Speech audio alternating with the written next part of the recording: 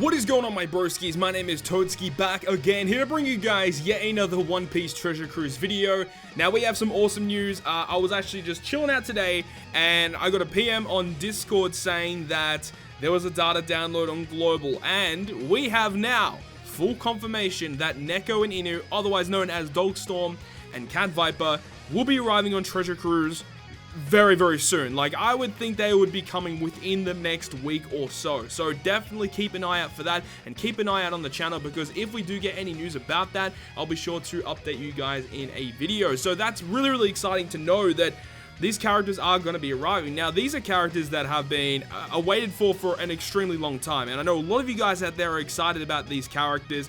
I think that it is kind of a little bit of a low blow that they are bringing them out literally straight after the V2 Katakuri Sugo Fest, so I know many people will not be summoning, and I would already assume at this point as well that it's not going to be a 2x Legend Raid Sugo Fest. So I would say, you know, to all of you guys out there that are thinking about pulling here, I would say just wait to see what the Sugo Fest is all about, and I'll make a video discussing that when that does eventually come out. A lot of people are predicting that Neko and Inu might be coming out with the Treasure Map Sugo Fest, which brings along 3 additional rare recruit characters such as Treasure Map Kid, Treasure Map Hawkins, and also Treasure Map Apu for the upcoming Treasure Map versus Kaido. So we'll have to wait and see about that one, but it is very, very exciting. And as I said, in today's video, we're going to be breaking down all of the information that we know of DOGSTORM and Cat Viper. So let's go ahead and get straight into the video.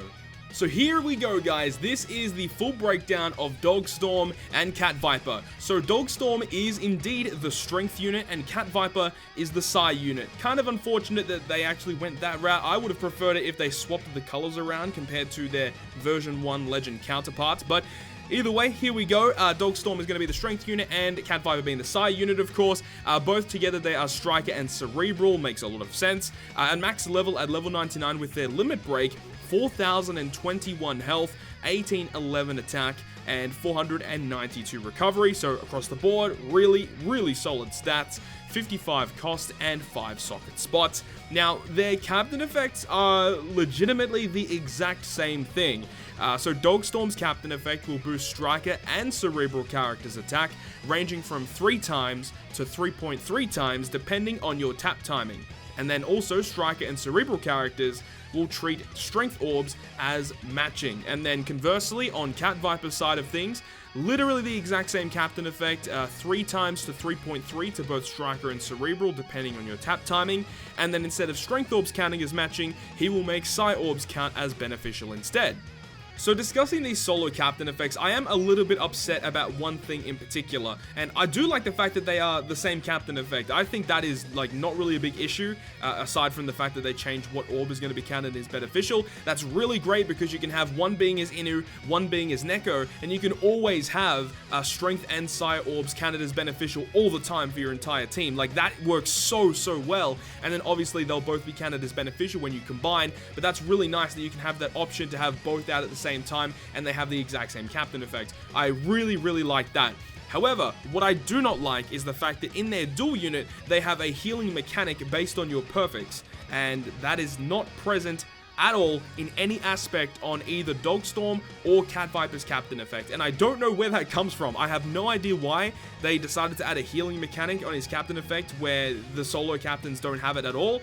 I don't really understand that. And also what I would have liked is some sort of damage reducing effect or some sort of health boost, because you can see here with their captain effects, you don't get any of that either. So these guys are going to be taking actually a fair amount of damage, which I'm really not a big fan of, but as we said, their dual unit does have sort of like a healing capability within it. Do I think that these captain effects are bad? Honestly, I don't think they are. I think that you can constantly get a 3.3 times captain effect boost to 2 separate classes on either of these characters as a captain, as long as you tap perfects. I think that these captain effects are fine, just would have liked them to be just a little bit better, considering the dual units that are on Japan right now with Luffy and Law, Big Mom, and also with the brand newly released Sabo and Koala, specifically Sabo and Koala. They already outshine this brand new DOGSTORM and Cat Viper, the character that we've been waiting for so long, and it is a little bit disappointing to see that. So now that we've gone through their solo captain effects, let's go ahead and start talking about their combined captain effect, which will go ahead and boost striker and cerebral characters' attack, ranging from 3.5 to 4 times boost, depending on your tap timing. And then here we go with the healing mechanic, heals 1.5 times this character's recovery at the end of the turn for every perfect that you hit, and then also will treat Psi and Strength Orbs as beneficial to your striker and cerebral characters. So this means that if you have this guy as your captain as the combined dual unit, we can see their recovery is 492, which means that if you multiply that by 1.5, every single perfect, you will heal 738 HP every single perfect. That's actually really strong. And if you have the combined, that's obviously doubled. If you combine that by 2, 1400 healed per perfect when you have both captains combined as the dual unit. So that's actually really strong. You can get some pretty solid recovery off of that. Some people will say, you know, is it worth putting recovery candies on this character? I would say no. Literally just for the fact that they only have it on their combined captain effect. And also something to note is that they do not have pinch healing for their limit break ability. If they did have pinch healing, I would probably opt to put recovery candies on this character, but unfortunately, that's not the case. Their recovery is still really strong. You're going to be getting some really solid recovery off of that, but I really do not think that the recovery candies are worth on this character in particular.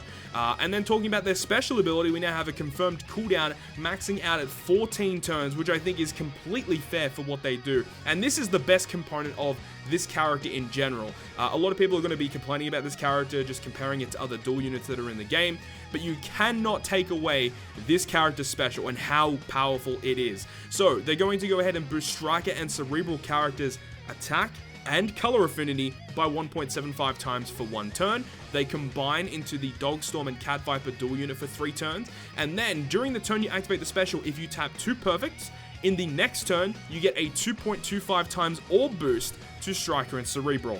And I already mentioned this in previous videos as well about DOGSTORM and Cat Viper.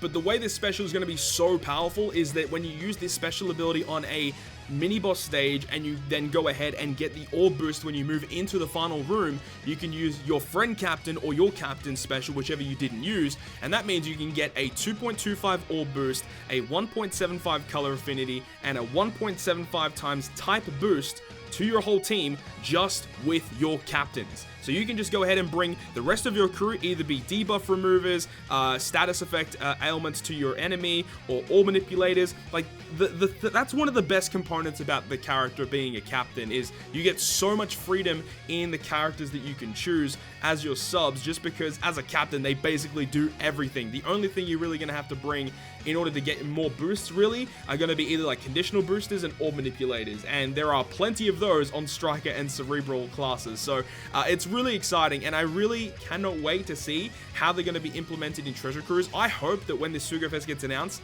that they're guaranteed. I would love for these guys to be guaranteed in the Treasure Map Sugo Fest, because I would probably tempt to go towards them. I would love to go ahead and get my hands on this character and just to play around with them.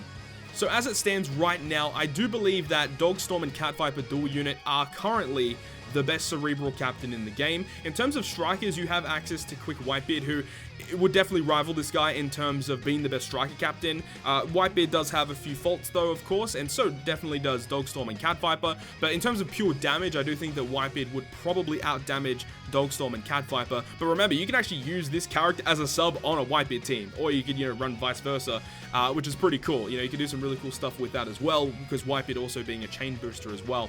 But anyways, now that we've talked about that, I want to quickly discuss the swap effect.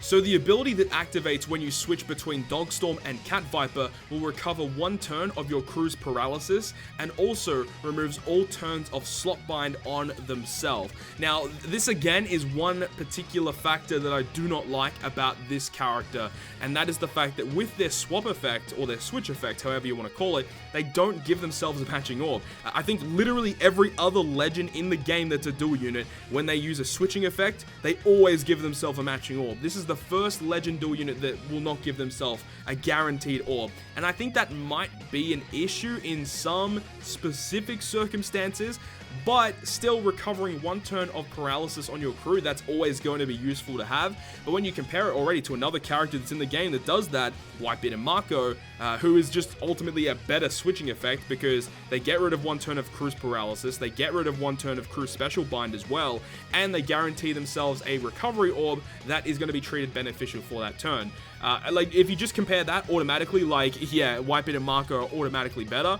I don't know why they remove all turns of slot bind on themselves, though. Like, I feel like that should have definitely been a different effect, because only removing slot bind isn't really that useful on the way that this character is built. This character is nothing to do with matching orbs whatsoever. If this character was reliant on getting matching orbs for a higher multiplier, that would make a crap ton more sense. Like Luffy and Ace, they do the exact same thing.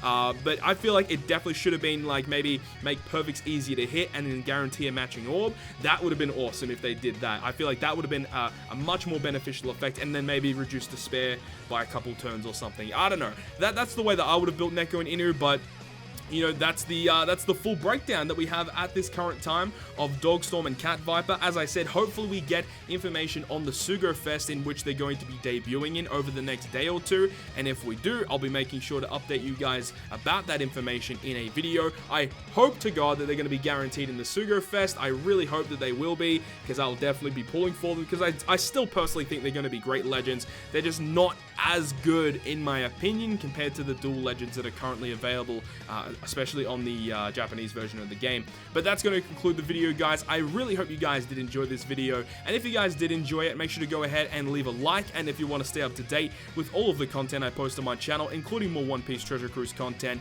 make sure to hit the subscribe button down below. But other than that, guys, I'll see you guys within the next video.